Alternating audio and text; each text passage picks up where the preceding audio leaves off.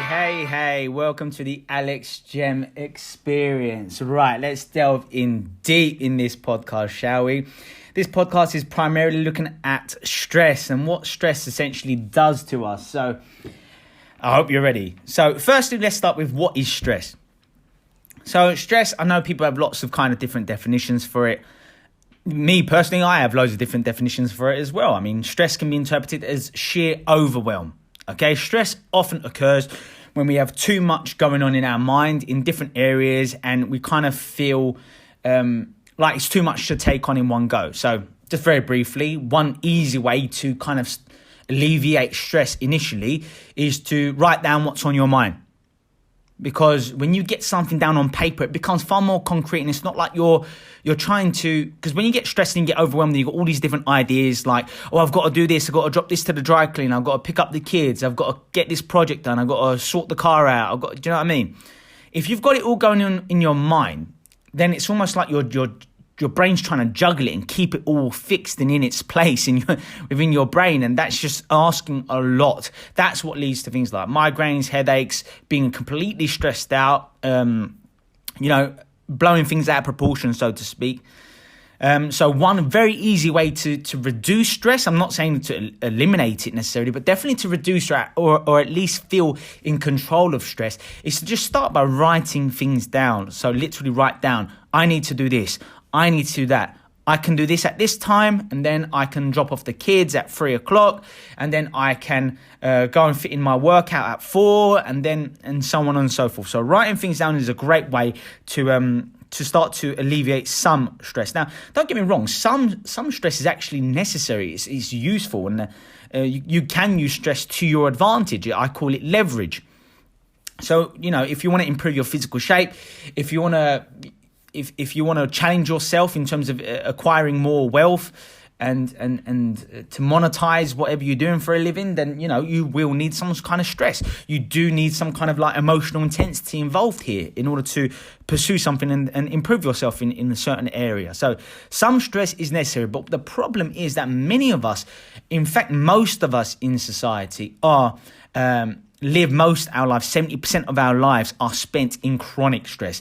Now, that's completely way out of control. Like, let's look at animals, for instance.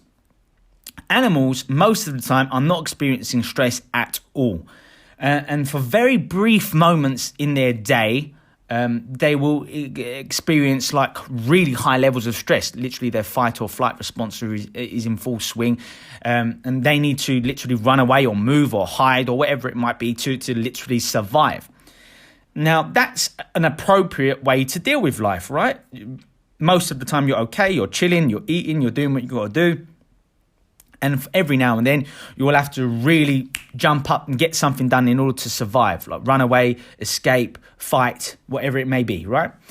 The problem is, human beings in our crazy society, we've got all these kind of cultural, the way we've got things fixed up, it makes a lot of sense that we experience stress on a continual basis. And we don't have an on or off mechanism here, guys. This is why a lot of people, they experience a high amount of stress when they're at work because of deadlines and meeting projects and lots of pressures and this and that, and wanting to do things to the best of their abilities. And then they go home and they experience stress with their spouse or with their family or whatever it might be, or whomever it might be. And we don't really have an off switch, and that's the problem. And the reason why people experience chronic stress is because of their unconscious. Like, if you do something for, say, 66 days to 365 days, it becomes fixed and ingrained in our unconscious. And what happens is when something becomes ingrained in our unconscious, this is when our body learns to do things better than our minds. So you are actually start doing things and be completely oblivious to what you're doing because your body has learned to do something better than you have, your conscious mind, that is. So this is really profound. This is something you want to pay attention to. And it's one of the reasons why people experience chronic stress, which just means experiencing high amounts of stress every single day. And unfortunately, most of us are living in this mode, if you will. And it's one of the reasons why we are unable to progress in our lives, or at least progress more rapidly. It's one of the main reasons why we aren't fulfilled, why we feel stagnated, why we feel like we are plateauing or declining in our lives. Because let's face it, if you aren't improving in your life, you're going backwards. That's just the way it is. And experiencing stress for long periods of time will result in all sorts of illnesses and diseases. Stress is the number one contributing factor to death, really. This is just the way it is. And we all have our outlets for stress, and we'll look at this a bit later on. So, what is stress? As I alluded to earlier, it's feeling completely overwhelmed. Stress is, like Tony Robbins says, it's a fancy term for fear. Like, they say that people who don't really push themselves or challenge themselves or accomplish many things, they are anxious. Or, do you know what I mean? Whereas the sophisticated person, the hard worker, the grafter, like you and I, supposedly, if you're listening to this podcast, then we're probably singing from the same hymn sheet here. And stress to us is just a fancy term for fear, because stress is a form of fear. Any negative emotion for that reason is relatable to fear. So if you're stressed out, you're fearing something. Let's give you a few examples to kind of latch onto here. So if you're stressed out about something at work, then really you're fearful about losing your job. If you're stressed out in your relationship, then maybe you are fearing losing your spouse or your partner. If you're stressed out about something that your teenager, your child is going through those difficult teenage years, for instance, and they're all over the place, you're fearing losing control of them and fearing that they might get involved in something troublesome and so on and so forth. Let's look at a couple of other examples. If you are stressed out about your physical shape, you fear that you are unworthy, or you fear that you won't get back to your best, if you will. If you are fearing your finances, then to me that conveys that you are fearful that you won't be able to grow your wealth more, and you feel like you're going to be in scarcity and you're going to have to kind of hold on to whatever you've got at the moment as a means to kind of survive, really. So these are some examples of how stress is directly relatable to fear. So when we experience stress, like I kind of mentioned to earlier, it triggers our fight or flight response. It triggers the production of certain hormones and neurotransmitters known as, the fancy terms are noradrenaline and norepinephrine. And, these are essentially just fight or flight response, really.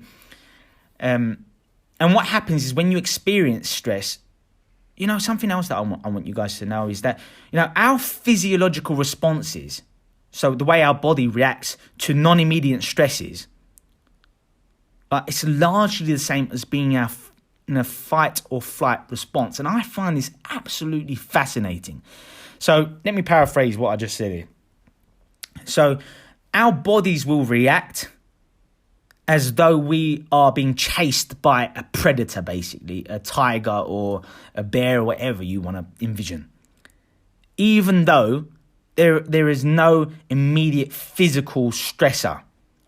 What I'm essentially saying is that your body will freak out even to things that aren't immediately disastrous or stressful, like being at work and feeling you're not going to make the deadline, or, talking in front of a large group if you're fearful of public speaking, or feeling like you might lose your job or something like this. Your body will start to react like you might hyperventilate, your heart rate might increase, you'll stress, you'll blush, you'll sweat. Do you know what I mean? Your reptilian brain is fully switched on when you are in this zone, and your limbic brain, your emotional brain, a very powerful part in your brain, will kind of take over.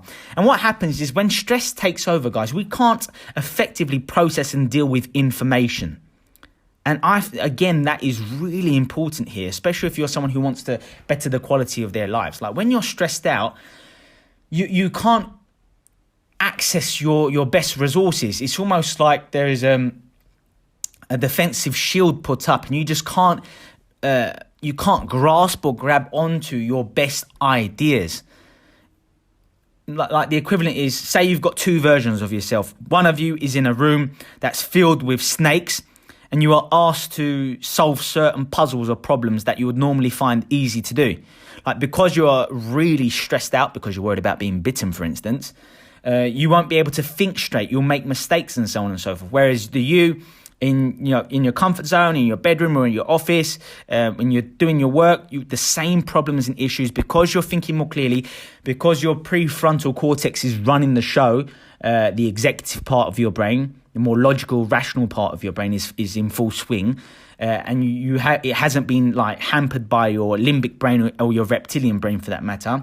You are able to kind of function at your best, and you are able to process the information that you're looking into at a much more impressive rate. And this makes perfect sense, right? So we have to understand that we kind of blow things out of proportion for lots of many different reasons. Like the example about public speaking, what's impressive, and I don't know the science behind this technically, but apparently like thousands of years ago whenever someone was made to speak in front of a large audience, it only happened when someone was kind of trying to justify staying alive and not being executed and killed.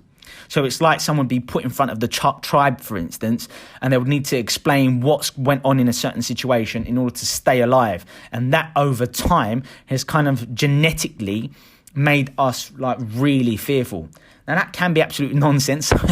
So it's just a great idea that I heard by someone whose whose opinions I respect. So look into that. I just found that really fascinating. So there might be a reason behind us being incredibly stressed out, and we've blown it out of proportion, as we tend to do. That's the human race for you. There to just to take things and to just take things to extremes, really. So what is stress? Overwhelmed, being fearful, it triggers the fight or flight response. Stress is related to fear. This is what stress essentially is. It's tension, it's pressure, right? You can also call it an incongruency within you, for instance, like your mind, your brain, your heart aren't aligned. They aren't working together here. Something's amiss. Something's imbalanced. Hey, that's another bit I like there. I'll say that for you again. Stress means when something is imbalanced. And I'll talk about that later in terms of how your brain functions, especially how your neurotransmitters are firing when you're kind of like stressed out. So let's move on to the next part. So symptoms of stress. So how do you know if you're like excessively stressed out? Well, firstly, let's start with a compromised immune system. When you're stressed out, and I can totally relate to this because, you know, a few years ago when I was a teacher full time and I wasn't very happy with my finances. I didn't have the property portfolio that I have today. And, you know, I didn't have different income streams and I was just relying on a job, and I felt kind of like dissatisfied, even though there were ups and downs in the teaching profession. You know, I wasn't completely happy. I felt like I wasn't maximizing my potential. I feel like my income was stuck. I felt like I was stuck in my life. Other things weren't working out. And, you know, I did have a massively compromised immune system, and I was overtraining, like in terms of the gym. I just didn't know what I was doing. I was pushing myself way too much. It was crazy. I was pushing myself way too much, wasn't happy with my career, these sorts of things. And I was like having a cold so often. Literally every 3 or 4 months, I was getting a cold or a flu, and it was just really, really playing on my mind. And as you know, the more stressed out you get, you actually start getting stressed out by how stressed out you are. Try and work that one out. And that really led to a compromised immunity for my part. And, you know, when your immune system's not firing well, that's one of the reasons why your neurotransmitters aren't firing well. So let me just kind of dip my toes into that world for you now, and I'll return to it later. So when your immune system's kind of messed up, jacked up because of the amount of stress that you're experiencing, that also makes your neurotransmitters not fire appropriately. So your neurotransmitters are really important. It's essentially related to your nervous system. So your neurotransmitters, there are hundreds of them throughout the mind and body.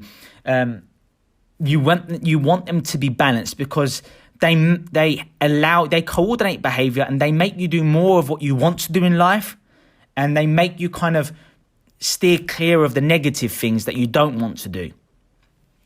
So it's really important, because when your neurotransmitters are working appropriately, like your electro signals are transmitted, and it allows your neurons to kind of send communication to other neurons and cells throughout the body, and it's just improves and enhances communication. So you want your neurotransmitters to always be working for you rather than against you. And if your immunity is messed up, well, it kind of throws your neurotransmitters out of balance. So our neurotransmitters are inhibitory, which means that they prevent you from doing things that you don't want to do. They kind of calm you down, relax you, make sure your things are firing appropriately to the right degrees and so on. Or they're excitatory, meaning that they give you energy. You feel excited, you feel focused, you feel attentive, you feel switched on, like when you have caffeine, for instance. When you're excitatory, it's the same kind of feeling that you experience it as when you're like jacked up on caffeine, for instance. So, like some examples, like dopamine is both excitatory and inhibitory. So you want these levels to be working appropriately. Like too much serotonin and too much dopamine can actually work against you and can lead to all kinds of problems, compromised immunity as well being one of them. So you want the right balance as it relates to your neurotransmitters. So I'll come back to that later. But as I was saying, you want your symptoms of stress, your immunity will be compromised. You'll become far more irritable. Something that I've noticed, like when I'm really stressed out, I'm just completely impatient and I just feel like I don't have time for things. So if you find yourself driving and normally you're like a calm driver and then suddenly you just want to beat people or put the middle finger up at someone and these sort of things, these are often a sign that something is not quite right. So you're quite imbalanced.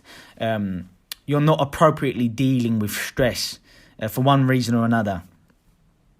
So if you find yourself being more irritable, if you find yourself kind of lashing out and saying things that you wouldn't normally say, and you're just not as calm and serene as you normally are, then that's often a sign that you're kind of stressed out as well. So that's something to be aware of. If the quality of your sleep is being impacted upon, then that's often a sign that your stress is getting to you. Like I remember a few years ago, I used to literally wake up feeling anxious and fearful about, a whole host of things. And I'd wake up and it's really interesting. Like when you sleep and say if you have a bad dream, I believe it's your noradrenaline is not kind of switched on. But as soon as you wake up, then what happens is it releases norepinephrine in serious doses. And that's when you wake up and then all of a sudden you kind of like your heart's beating. You just want to kind of like get up and you're like exacerbating and you're like, what's going on? To be honest with you, I completely forgot why I wanted to share that with you, but it was for a reason, so bear with me. So that's it. Poor sleep, and I was waking up feeling fearful, stressed out, and when you wake up feeling that way, that's again a sign that your neurotransmitters aren't working appropriately and like something's playing on your mind. So when you go sleep, it's called your delta brainwave state. So when you're in delta, it's when you're really, really relaxed. Even though your brain is even more active when you're asleep, you're still pretty much chilled out, as you can imagine.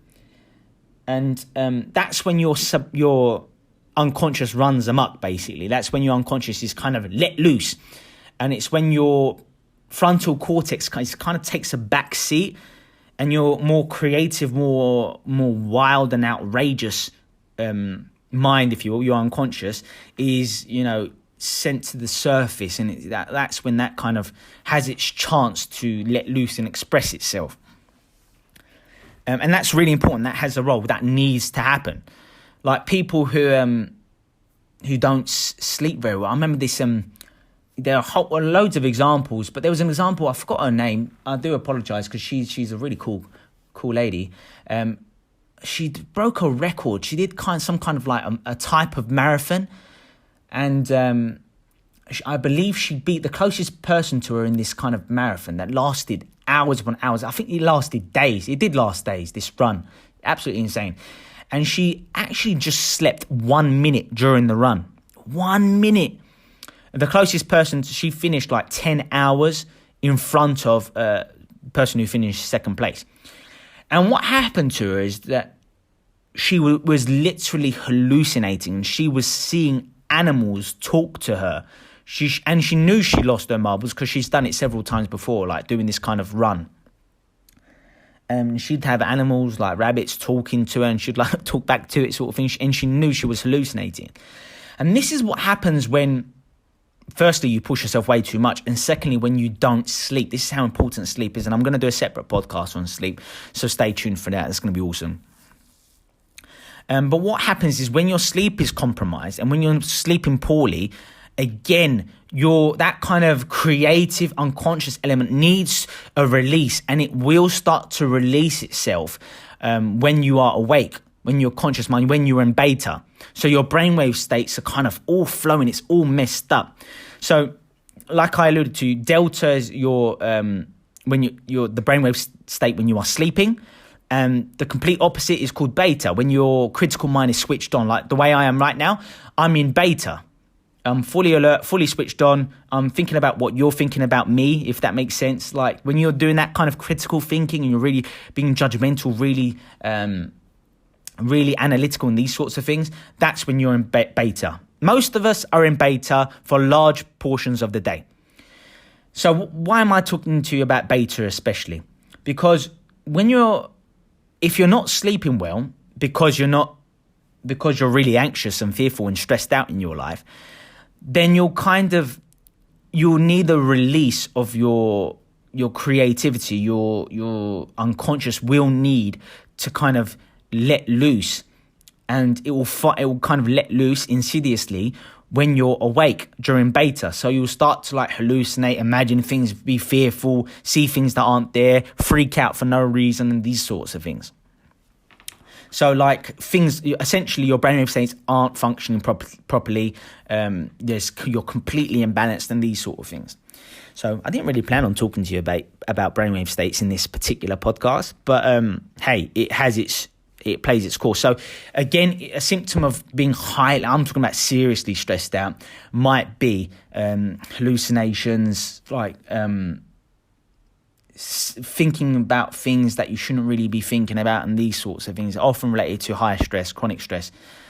So that's that part done. So poor sleep, the need for instant gratification. Now, this is something that most people in society experience, and it's not as extreme as the example I gave about hallucinating and all these sorts of things. But when you are stressed out, people often turn to like food, for example, or masturbation, or what else is something really quick that people can turn to, or drama, or whatever it might be. It's just something that you do ravenously, as a means of quickly changing your focus and quickly giving your reptilian brain a chance to let loose. So your reptilian brain, the main primary cause of your reptilian brain, the main purposes, are for survival and reproduction, right? So if you're stressed out, like your reptilian brain is switched on. Does that make sense? So if you're really stressed out and your reptilian brain is really switched on, then you will either do something relating to reproduction, which is something related to sex and the release of those chemicals and so on, or you will do something related to survival. So you start to like eat food, even if you're not really hungry, and you kind of like freak out and eat ravenously as though you are starving, for example. So bear that in mind. So when you're stressed out, if you find yourself not being able to control your eating patterns and what you're kind of eating, if you want to eat more ravenously and you feel impatient to cook things and this and that, it's often a sign of being overly stressed out. So you might want to get yourself balanced again, and I'll give you some different ways of being balanced and reducing stress later on in this podcast. So those are a few ways that people might instantly gratify themselves. Symptoms of stress: a lack of clarity. So having that kind of foggy brain, reading something and thinking, oh my God, I read this paragraph and I still can't absorb the meaning of this paragraph. I've read it 2 or 3 times and I still can't really grasp and comprehend the meaning of, I'm reading the words out loud, I'm saying it out loud, but I can't understand the meaning. If you're experiencing these sorts of things, then it's often a sign of a lack of clarity, probably because of poor quality sleep, but also probably because you are excessively stressed out. So a lack of clarity is often a result of being too stressed out. People will also tend to make more mistakes than usual when they're really stressed out, or they can become really forgetful. So people can become forgetful, really stressed, making more mistakes, more prone to making mistakes, like leaving things that they wanted to take with them if they were going on a journey, or forgetting to turn the cooker off, or forgetting to cook something, or dropping things more often, being more clumsy than usual. These are often signs of being really stressed out. And again, a sign. I write about these in my books, guys, especially The Art of Power, Happiness and Success. I highly recommend it for you. And I write about how there will often be signs in life that we need to change things. So God, or if you're more spiritual, like a greater power or like energy of the universe, will often give you signs that something has to change. So say, for example, if you, let me give you an extreme example. If you were going to cross the road and, you didn't really look properly and you almost got run over, that's a small sign. Or if you're driving a car and you weren't really paying attention to what's going on, you almost had a car crash, for instance, that's like a sign that you're not as focused as you usually are, or that you should be. It's often a sign that your mind is elsewhere, which means you're kind of being obsessive, you're getting carried away within your thoughts, you'll get in trance-like states that are unsupportive. So these are often signs that something ominous might come. It's known as foreshadowing. So it's often a sign that something more devastating might happen in the future unless you correct your current issues. So for example, if you're someone and you feel like a little cold or flu coming on, like, you can still look after yourself and protect yourself if you take the right precautions, like you get the right supplements, you sleep well, you rest well, you look after yourself, you don't go out, you don't consume excessive alcohol or excessive caffeine or do anything that's acidic, or, do you know what I mean? You look after yourself, you're doing the right things. Your body gave you a sign. Listen, dude, you're getting a cold. I don't feel very well. My immunity is compromised. Like, if you can choose to listen to that sign and protect yourself before it's too late, or you can just carry on with your life because you're in chronic stress and your unconscious is running the show, which it does 95% of the time. And that will lead you down that rabbit hole, and you will find yourself, acquiring a flu or a cold, like a more substantial one, that is. So we're often given signs of problems through our mistakes and through a lack of clarity, and we need to respond to these stresses quite quickly. So if you find yourself imbalanced, if you find yourself stressed out, it's your responsibility to kind of correct that behavior, whether it is, and I'll give you examples of that later on. So signs of being stressed out: being anxious, biting your nails too much, being lost in thought, not being in the present moment. Oh, that's a good one. That's a useful one for you. So if you find yourself not really being present, like being around people, but not really, like the body's there, but the mind's not. And then if that's not a conscious choice of yours, because sometimes it might be something that you want to do. But if it's not a conscious choice, and you're sat with your friends and this and that, but you're thinking of something else and you're not in the present moment, these are often signs that you're stressed out, you're lacking balance. You can't enjoy the present moment because stress is kind of running the show, and you need to kind of become more objective. You need to take a step back, and you need to gather yourself, all right? So these are some symptoms of stress. We did a good job there. Let's now move on to the different types of stress that we might feel. So you'll be interested to know that there are different types of stress. So there's environmental stress. So these are things like pollutants, like as the seasons change and we're not really, global warming is kind of running amok, and we're not doing our part as a human, as a race, as a collective. then what tends to happen is there will be more droughts, there will be more wildfires happening. And when these sorts of things happening and the trees and the greenery and there are fires, what happens is that there are really toxic chemicals that are let out into the air, as you can imagine. And these are incredibly toxic and extremely dangerous. And it leads to oxidative stress, which is when oxygen kind of gets into your cells and it kind of ruins the quality of your cells or your neurons. And that will damage your cells over time. And it doesn't sound like a big deal, but trust me, this is really, really important stuff. So if you're exposed to pollutants too much, and there are all different kinds of pollutants, like if you're exposed to these sorts of things too much, you're breathing it in, you're exposed to them way too often, it will lead to oxidative stress. It can contribute to your immune system being compromised. It can lead to you not functioning at your best. It can lead to all sorts of illnesses in the long run. If this is this is why you don't really want to be having kind of labor jobs that expose you to dangerous chemicals. We'll leave it at that. The same thing as it relates to environmental stress are like pesticides. So as you know, when people farm and in terms of agriculture and stuff, people are using all kinds of toxic substances to make sure insects and stuff are not ruining crops and so on and so forth. But these pesticides are actually harmful to human beings as well. So pesticides can actually, and contaminated water for that nature, can also lead to environmental stress. So, what precautions can you take?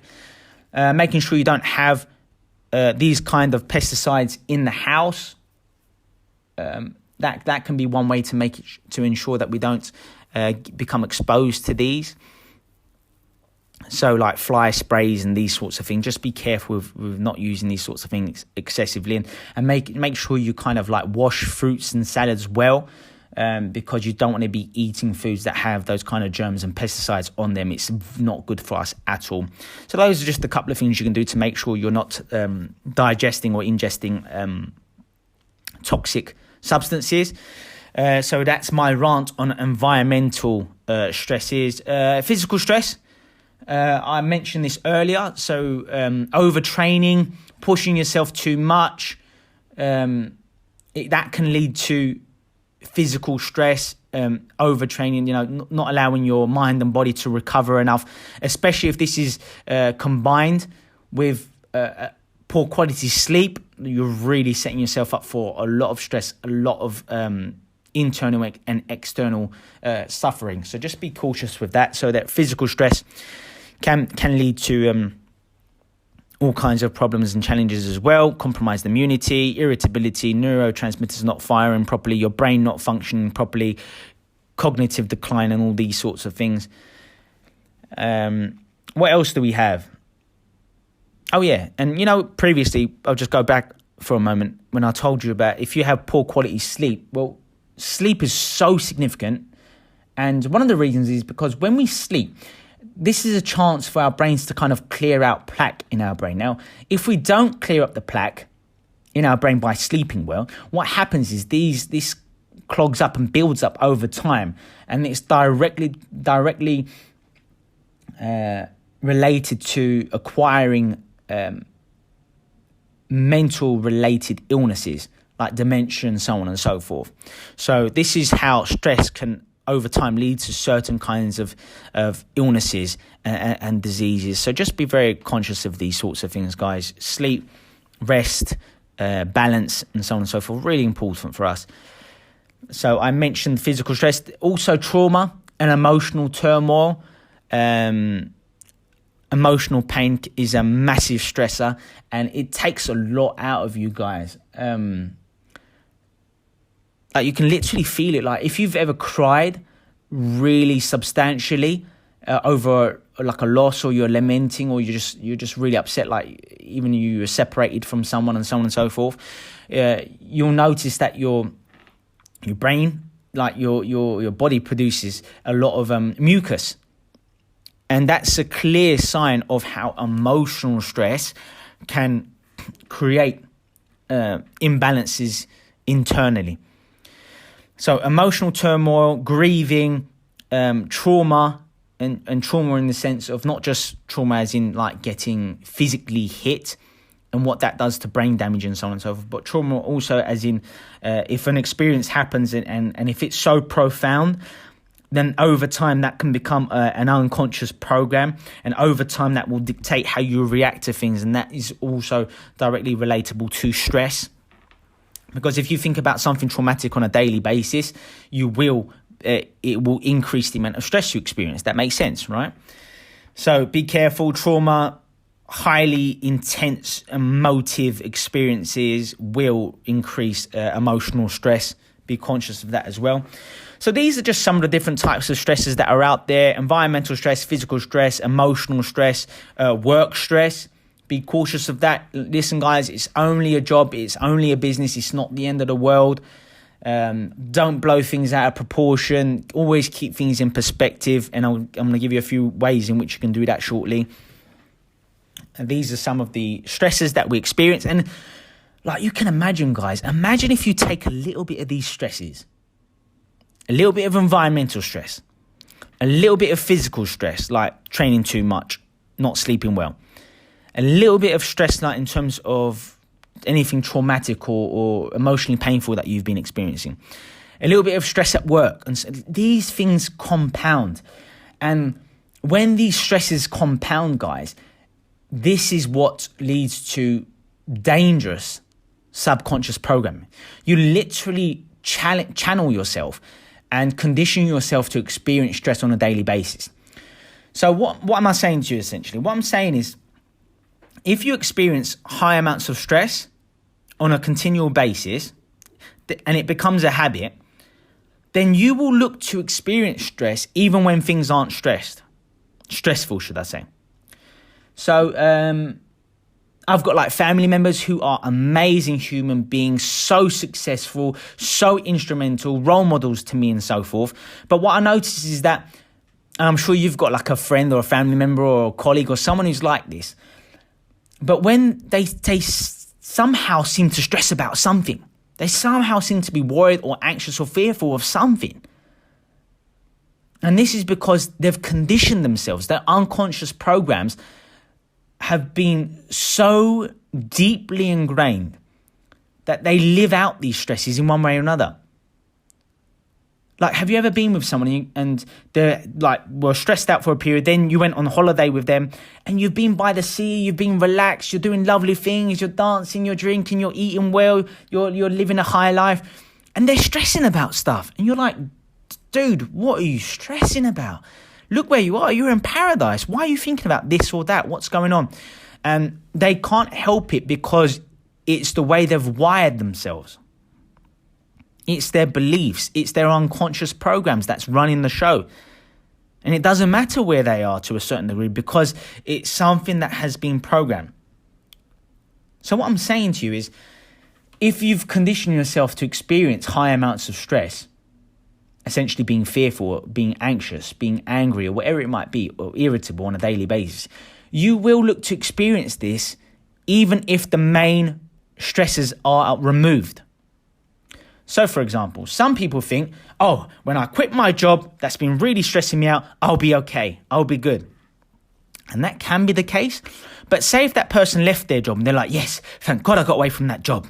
But they're so used to experiencing stress and they haven't changed their lives in different areas, then they will find a substitute. They will find a replacement for this stressor. And it might be experiencing stress more through their next job over time. Or they might find experiencing stress more with their relationships and so on and so forth. And the only way to really combat that is to stimulate what's called neurogenesis, neuroplasticity. You need to change the way your brain works. You need to change the way your neurons are firing. Now, I'm not going into too much detail in this particular podcast. I'm going to save it for other podcasts as well.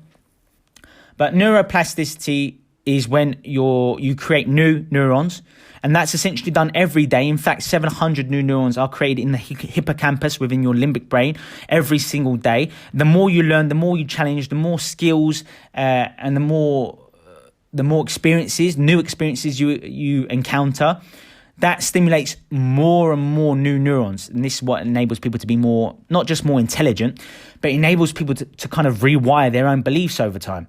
It could be the reason why you had a limiting beliefs like 5 years ago, and now you're not run by that same mechanism, that kind of neural pathway anymore, because you've conditioned yourself to, you now have new beliefs, you have new references, you have new experiences, you are more intelligent, you are wiser, and so on and so forth. So I'm not going to go into much more detail than that.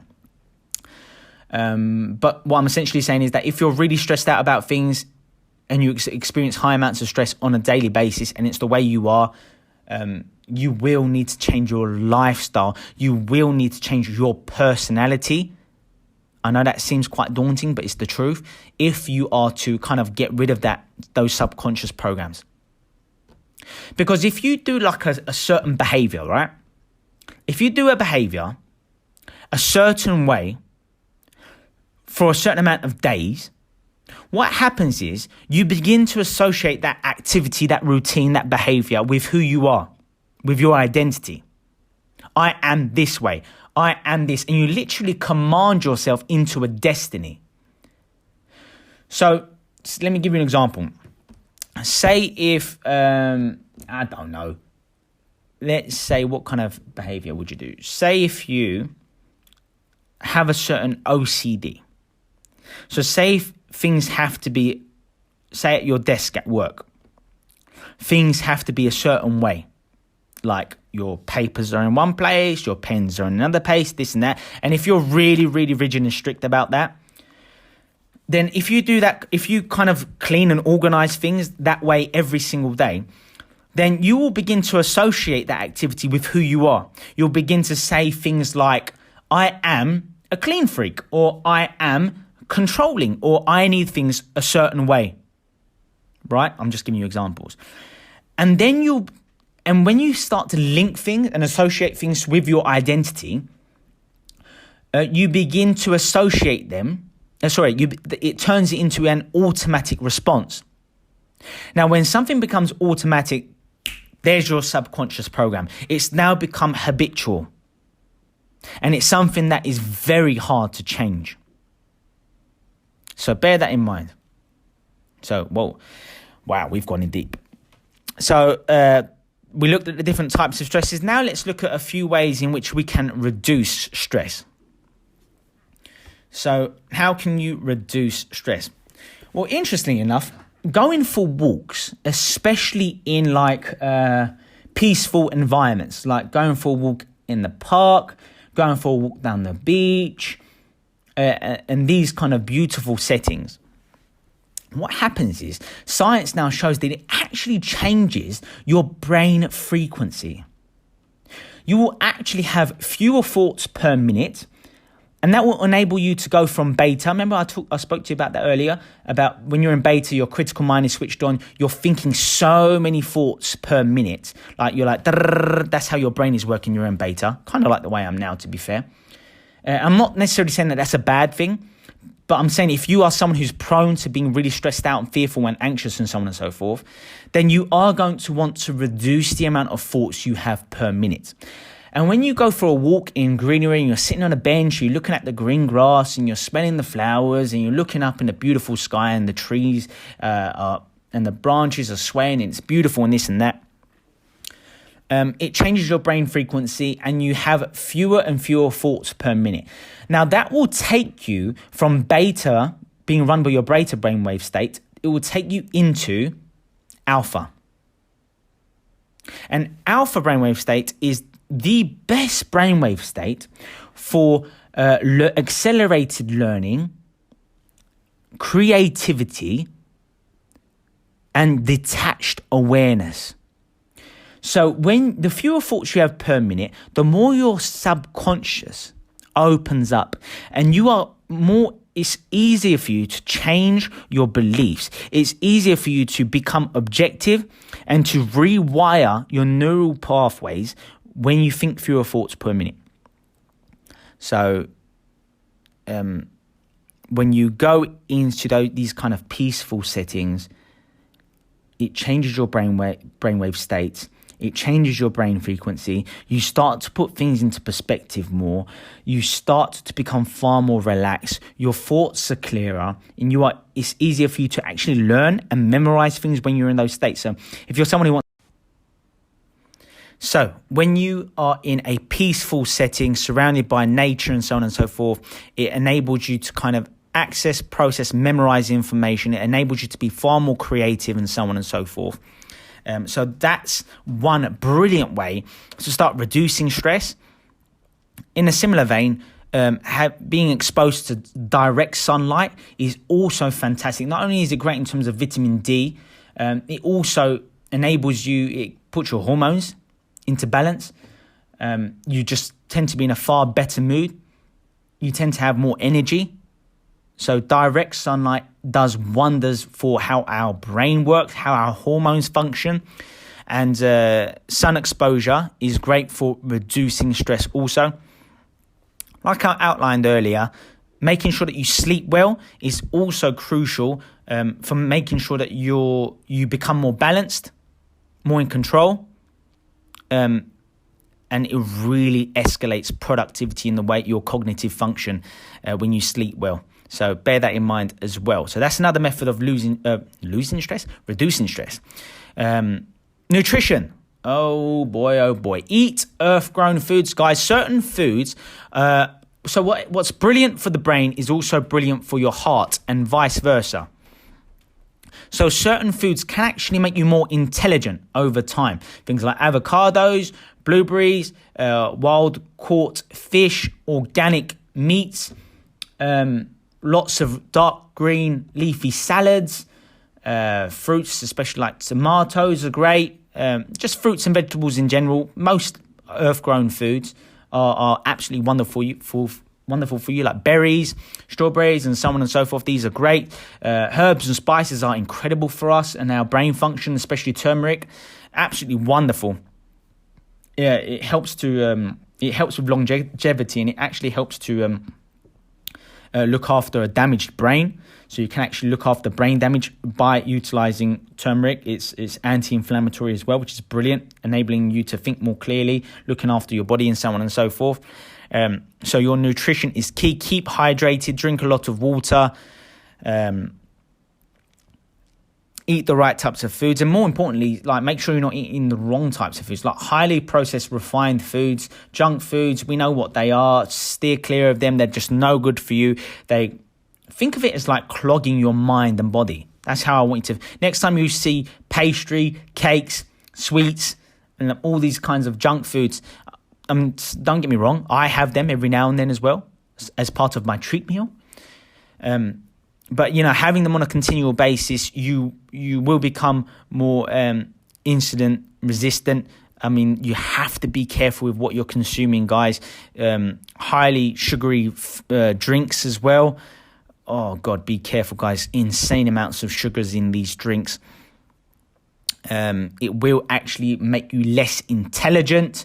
It might give you a surge of energy for the short term, but in terms of your longevity, in terms of the long term, it will make you less intelligent. It will make you more fatigued. It will make you more chronically fatigued, more chronically exhausted, and it will play a role in making you more stressed out as well when you eat unhealthily. I mentioned earlier about stimulating neurogenesis, neuroplasticity, which means making you more intelligent, rewiring your beliefs, and these sorts of things. Well, when you have a highly processed diet, really highly processed foods, high glycemic carbs, and these sorts of things, that will, over time, make you less intelligent. It will plays a role in killing your brain cells. So these sugars, these unhealthy foods will make you less intelligent. You are less likely to change the quality of your life. You'll be more stuck in the past and unable to improve the quality of your life by through your nutrition. Take it very seriously, guys. So nutrition can help you reduce stress by eating the right types of foods. You feel more refreshed, you feel more alert, you feel more energized, you feel more positive, and so on and so forth when you eat like asparagus, broccoli, these sorts of foods, okay? Listening to music, reading is a great way of having the right kind of brainwave state. I mentioned being in alpha brainwave state, and that's something that kind of gets triggered when you meditate, when you listen to music, when you read. You enter a sort of trance. When you enter these kind of trance-like states, they're fantastic for creativity, for being able to memorize and learn things, to transfer short-term knowledge into long-term knowledge and these sorts of things. Exercising is unbelievable for improving your brain function and reducing stress. So exercise, the endorphins that are released, just the fact that you just feel good, you feel like you achieved things, it increases your sharpness. You actually become more intelligent, especially like the next 1 to 3 hours after exercising is probably when you're most intelligent and insightful and sharp.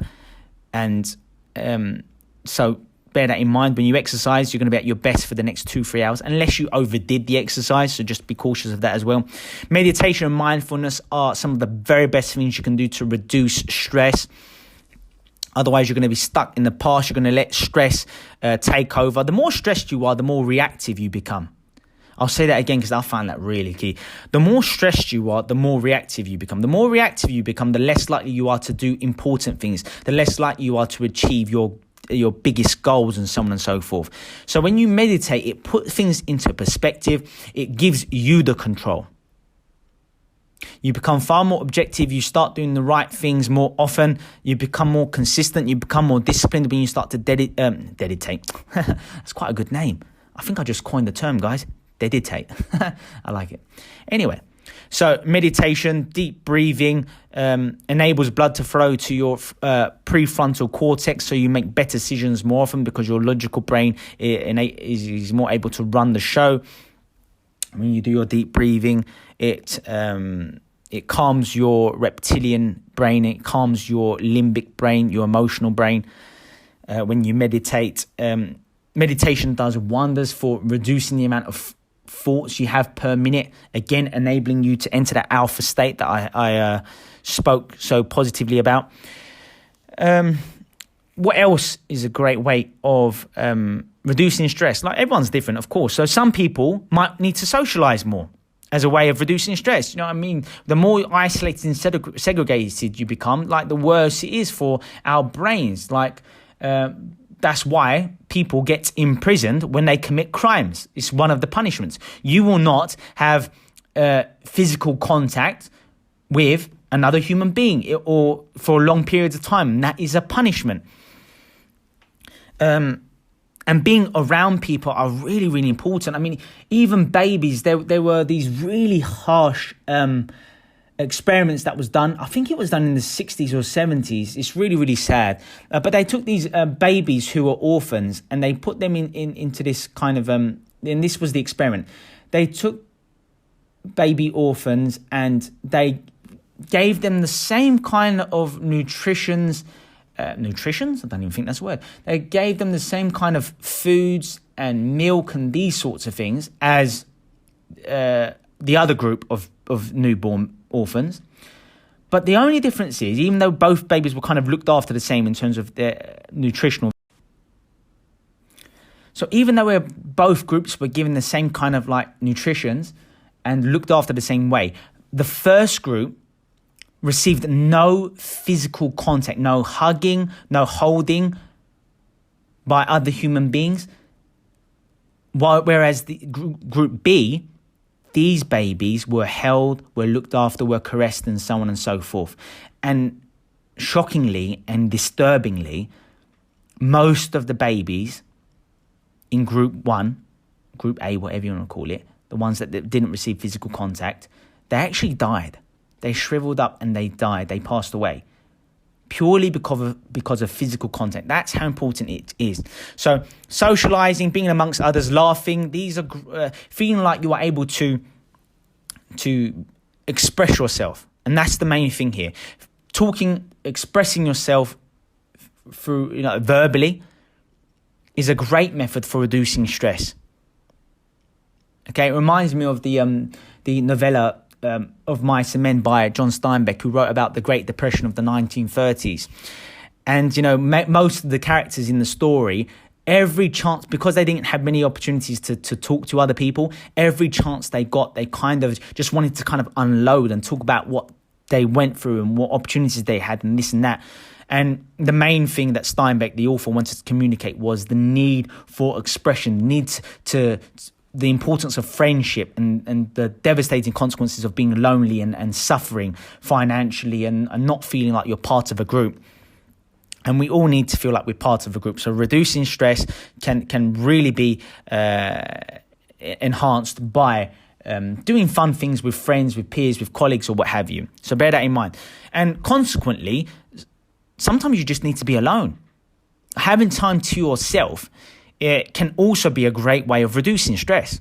It depends who you are. Like those who are more extroverted, socialize even more. Those who are more introverted, even though I believe in balance, those who are more introverted, then you will need to be alone even more. It's all about knowing yourself, because everyone reduces stress in different ways. Like me personally, I love to exercise. That's one of my main methods of reducing stress. Another person will look at exercise and go, oh my God, what an absolute nightmare. I do not want to go running. I do not want to sprint. I do not want to lift insanely heavy weights. No, that's my nightmare. Why would I want to do that? Everyone's different. Same thing for me. Like one way that I reduce stress is through meditation and sitting silently and really thinking, pondering, or sometimes just writing out my goals and planning and being creative and journaling and these sorts of things are great. These things are great. And reading, I love to learn, but that's me. Someone else might think of reading and go, oh my God, that's the last thing I want to do. Why would I want to read? I've got other things I want to do. So like everyone is different. It's important for you to understand yourself. So be self-reflective. Know when you are kind of experiencing flow. That's essentially what it boils down to here. The more you experience flow, the more it will alleviate stress. So what do I mean by flow? Flow is when you have the appropriate amount of challenge and stimulation. So let's say you were thrown into a soccer or football match and you were made to play in a professional match, and say you're someone who is not very good at playing soccer or football.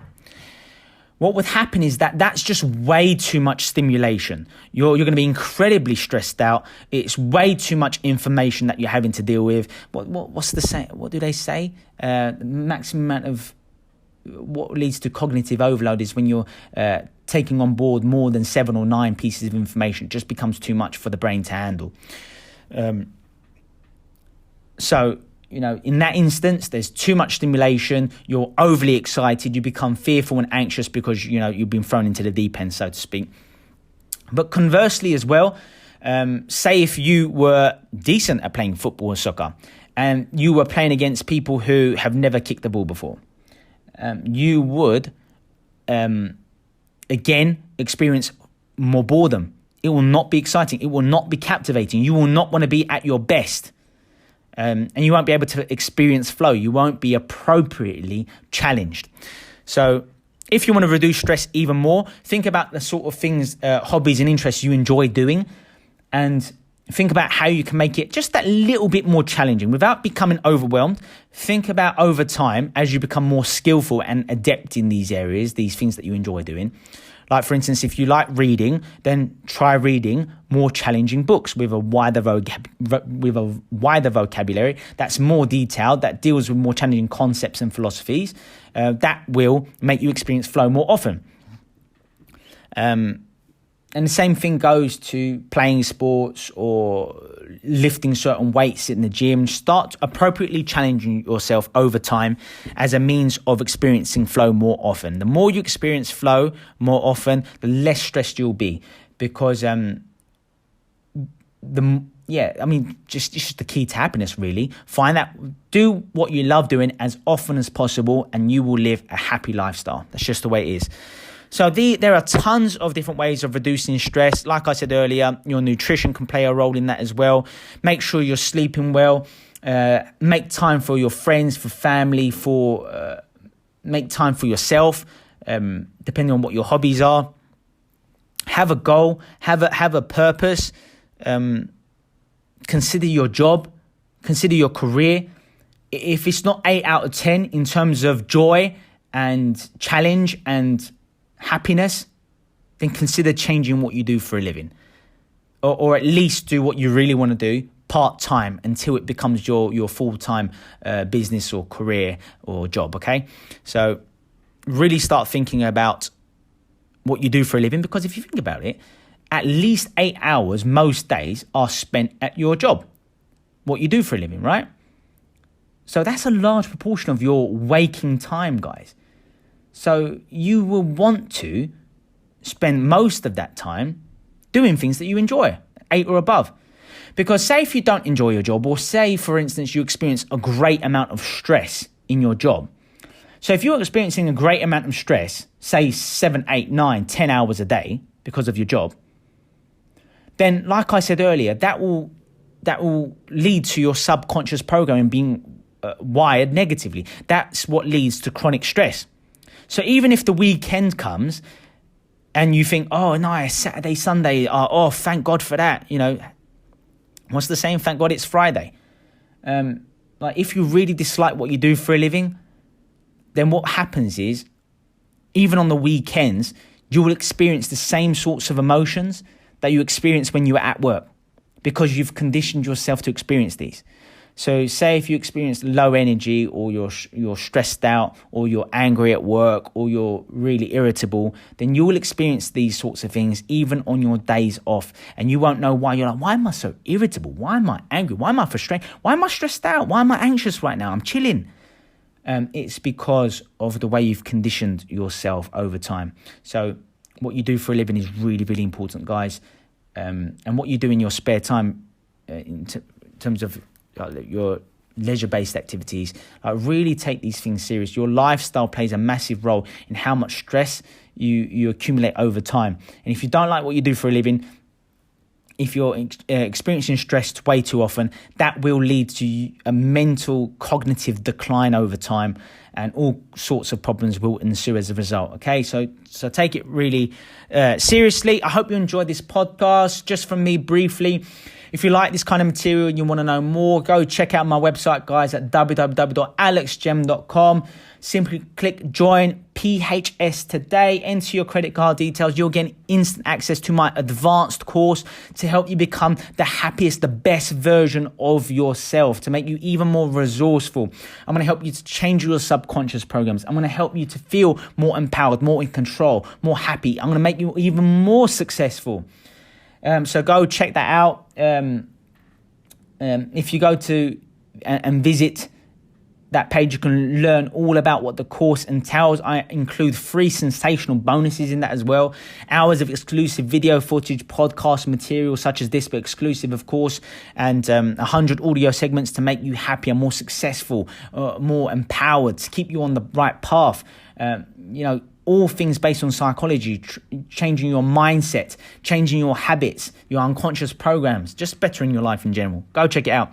Again, if you want to work with me in person, I do what's called the Power Mastermind, where I take 20 people who are committed, who really want to learn and grow together. And we get together and we learn and challenge ourselves. And then we kind of develop because of the collective genius in the room. And I sometimes learn so much from that group. And you build a network of like-minded people who really want to push themselves. You uncover your deepest fears and challenges. We explore our strengths and how we can fuel these strengths even more. We come up with things that we want to avoid doing as well. We go deep in terms of why you want to achieve certain things. And every single time I do these activities and tasks, I always learn new things. And that's what it's about, guys. So come work with me live. If you cannot meet and attend in person, then I offer the virtual version. The Power Mastermind is also offered in a virtual version where you'll see me work with a live group, so you understand what the activities are like. You'll understand from the people talking and experiencing and sharing at that live event as well. And you'll also see me physically writing out my own answers to certain tasks. It's incredibly deep, incredibly powerful. and you'll see my thought processes, so you can kind of see how you should be answering these questions. Not necessarily to copy me, of course, but you'll have a better flavour of what's expected of you from these tasks and activities. So go check that out as well. You'll love that too. Keep challenging yourself, guys. Stay strong. I hope you enjoyed the podcast. I know I did, and I cannot wait to work with you soon. Remember, next Monday, we go hard again. Join us. See you soon.